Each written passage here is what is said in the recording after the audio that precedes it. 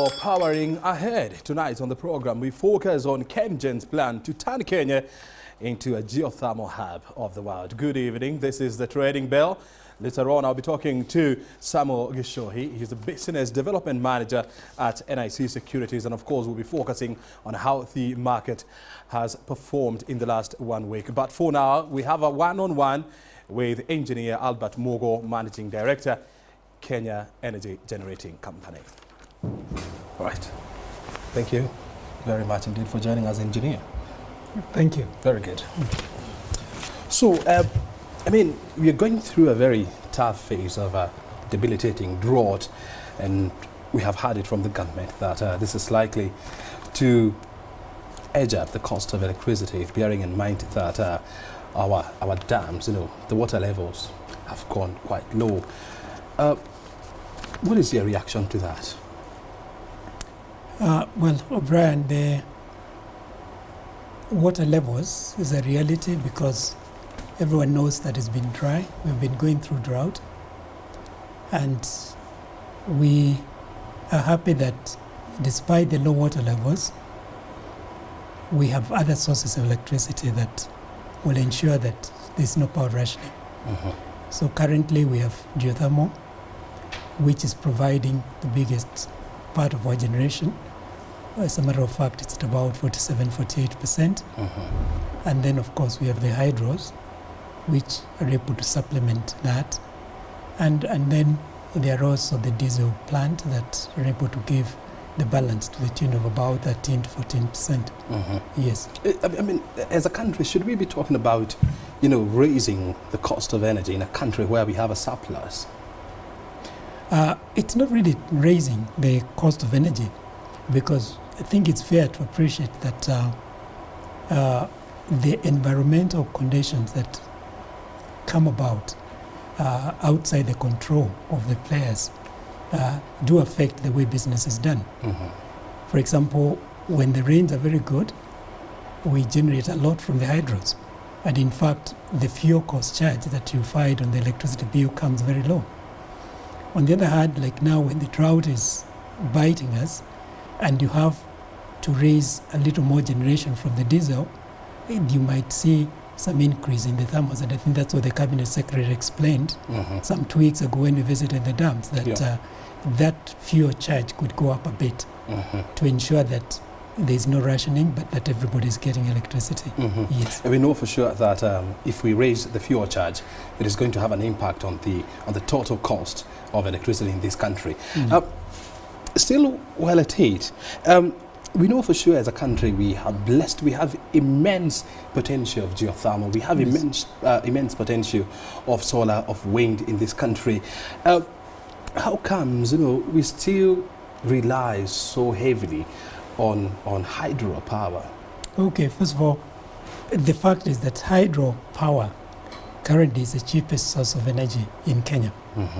So we must appreciate that it's what has made us to be where we are in terms of the cost. They were the earliest mode of generation that was developed in this nation after independence. And at one point in Kenya, hydro supplied 80% of the power that is consumed.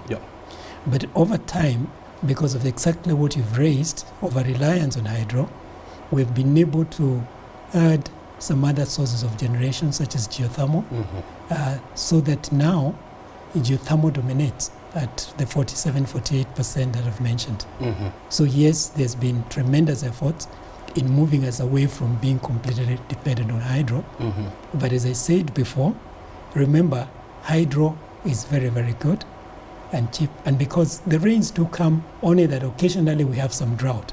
But most of the times there's no drought. But of course, we can't run away from the fact that hydro is one of the most unreliable form of energy, because it's very hard to predict when we are likely to have drought and when we are likely to have an overflow of water. Okay, fine. So you mentioned solar, you mentioned wind. Hydro, by the way, is not as unreliable as solar. It's one of the most unreliable. It's not as unreliable as wind, because as you know, wind will blow one time and it's not there. Solar is there, but immediately there is a little cloud, you could see your meters coming down to zero. Mhm. So actually, of the type of renewables that exist, geothermal leads, hydro would follow, certainly not comparable to solar or wind. And it is said that our potential to produce geothermal Yes. is about 10,000 megawatts. Correct. How much are you planning to add to the grid in the next 5 years? Okay, so currently the geothermal installed capacity is about 670 megawatts. Mhm. Compared to a total of 2,350 total installed capacity. So you can see it's just about a quarter. But as I've already indicated, that quarter of installed capacity produces 47% of the electricity that is used in the nation. The potential is about 10,000 for the country. Mhm. As KenGen, in the next 5 years, we have a pipeline of projects of 720. And out of that, geothermal is contributing 630.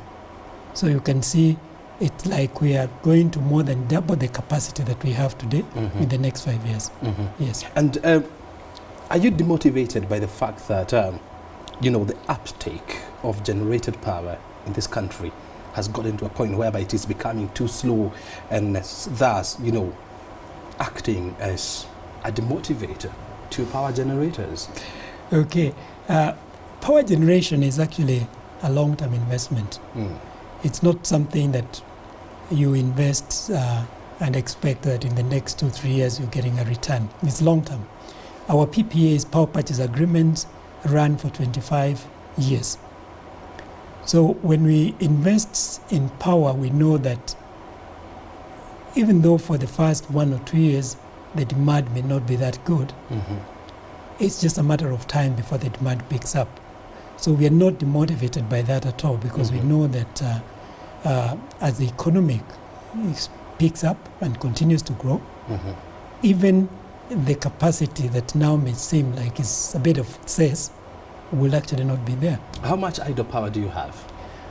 Okay, currently the total installed capacity is 2,350 megawatts. Mhm. The recorded demand is 1,650. Mhm. So you can say there's a difference of about slightly less than 700 megawatts. Mhm. But remember, it is from that spare so-called capacity where you have to maintain the power plants that you have, Mhm. because they are moving machines, and at one time you need to stop them, so you maintain them. Mhm.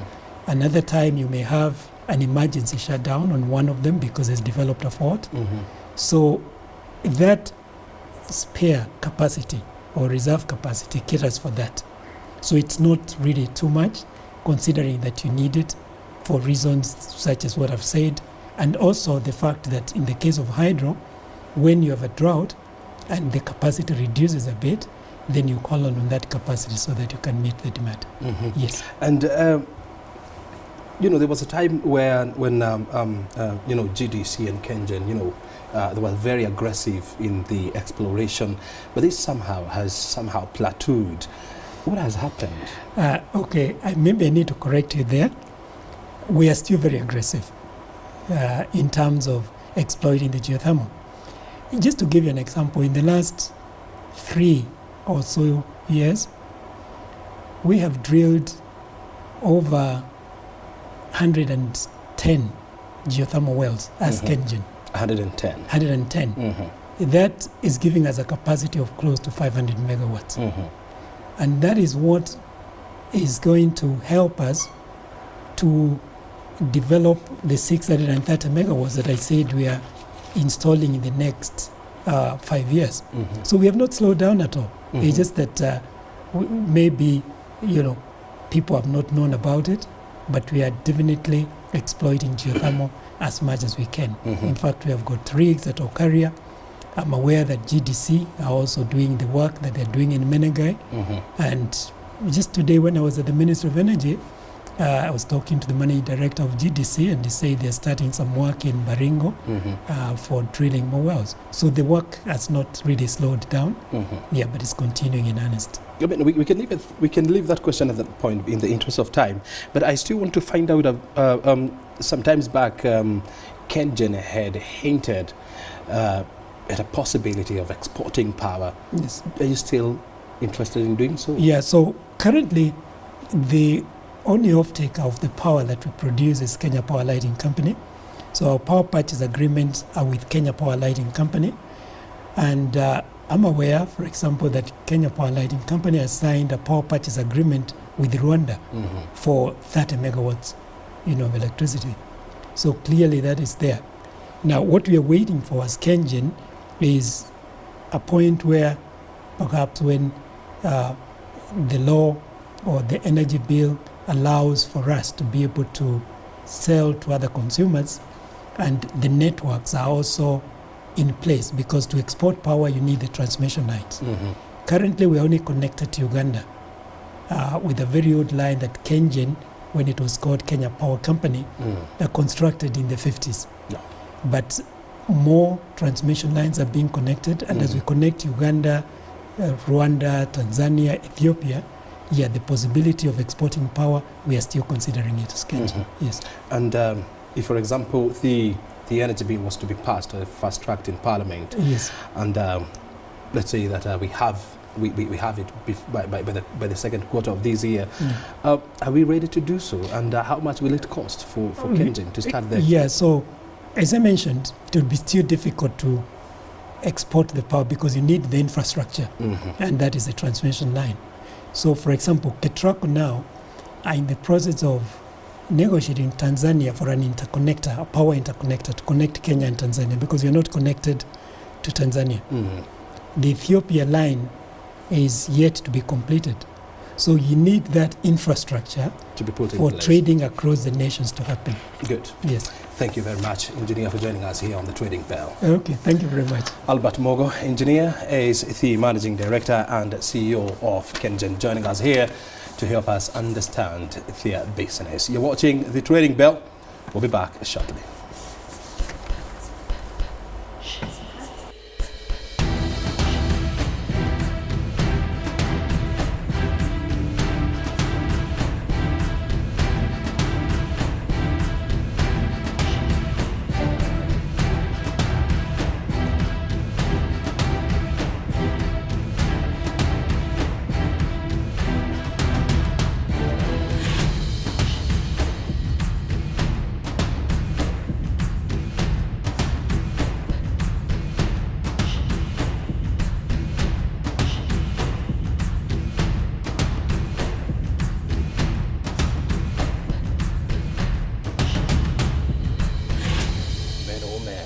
The pressing figures of Nairobi Securities Exchange, where all the four indices are down and continuing with a trend that has persisted for quite a long time. Joining us in studio, Samuel Gishohe is a business development manager at NIC Bank, or NIC Securities, joining us here. Thank you very much, Gishohe. Now, Bloomberg, according to Bloomberg, the NIC is the worst performing market so far. What does this tell us?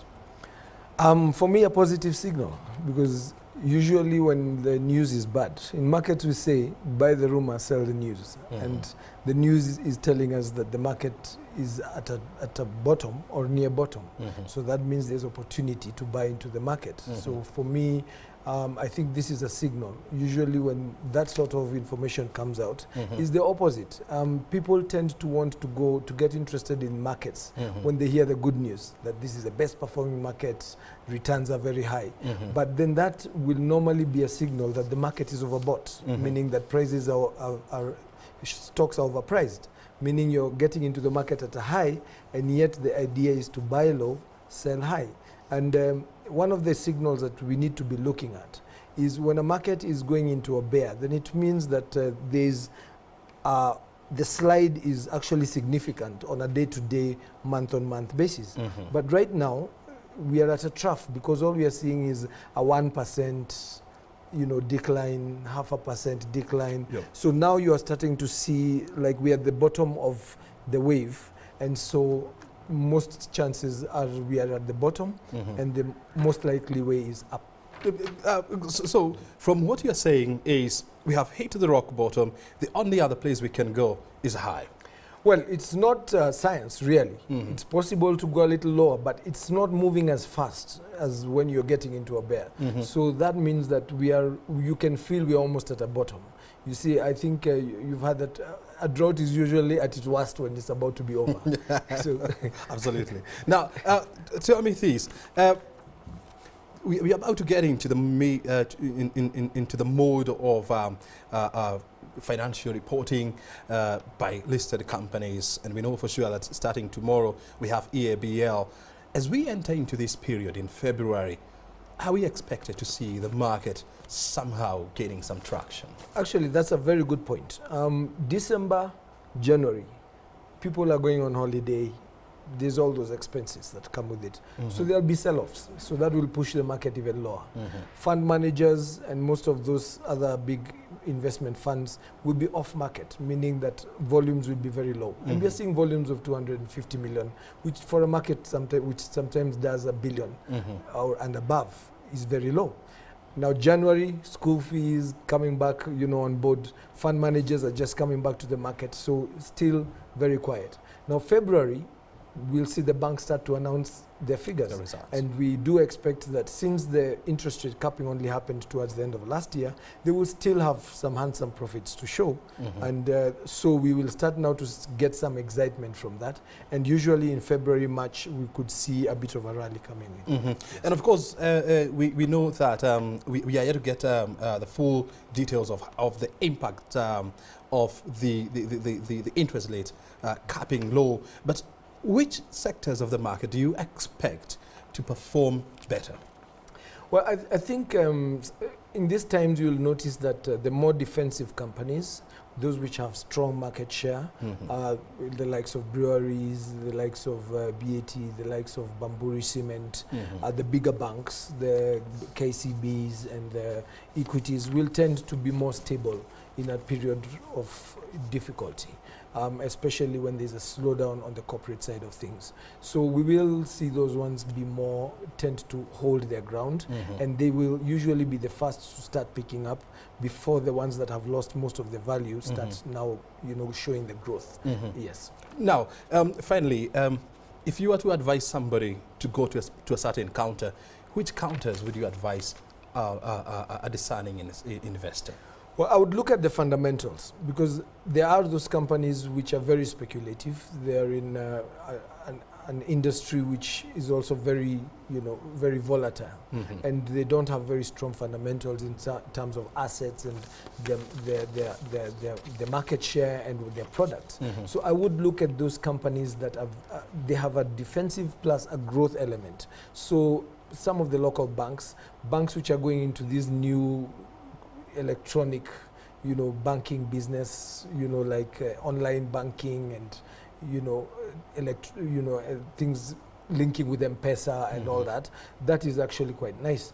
You're going to look at companies that have big market share like breweries. Those are good because they will hold your value for now as you expect to go into the next up or the next. All right. Thank you very much, Samuel, for joining us here. Thank you for having me. Appreciate it.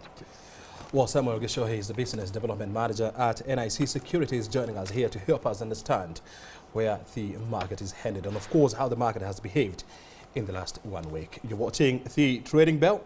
Stay right here.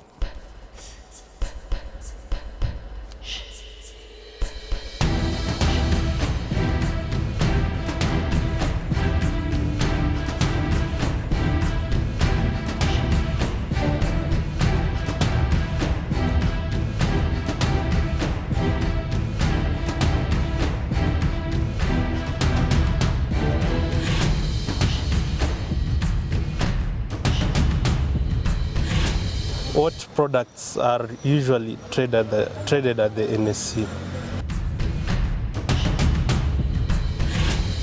The NSE is a market where products which are listed are traded, and tradable securities are those that have been issued to the public. These include shares, bonds.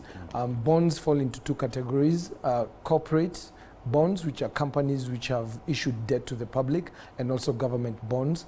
And very soon we are going to have other products, including real estate investment trusts, which have already been issued, by the way. And we're also going to have derivatives, which are also a form of hedging tools, which are going to be traded on the market.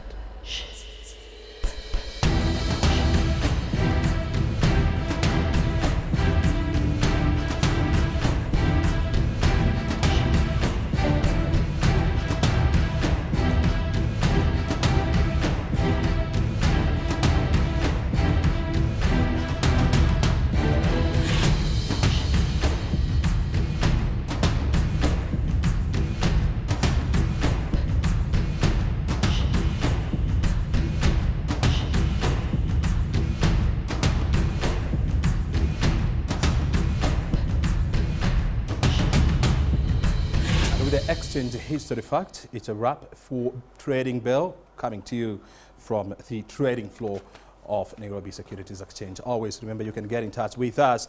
Our SMS line is 22162, and always remember to start with the word BIZ, that is B-I-Z. My Twitter handle is at O'Brien Kimani, and our Twitter handle is at the Trading Bell. Always keep the conversation going. Hashtag at the Trading Bell. And always remember to let us know who you are and, of course, where you are. We come to the end of the program today. Thank you very much indeed for joining us. We'll see you again on Thursday, same time right here on KBC Channel 1. My name is O'Brien Kimani. Have yourself a profitable week ahead of you.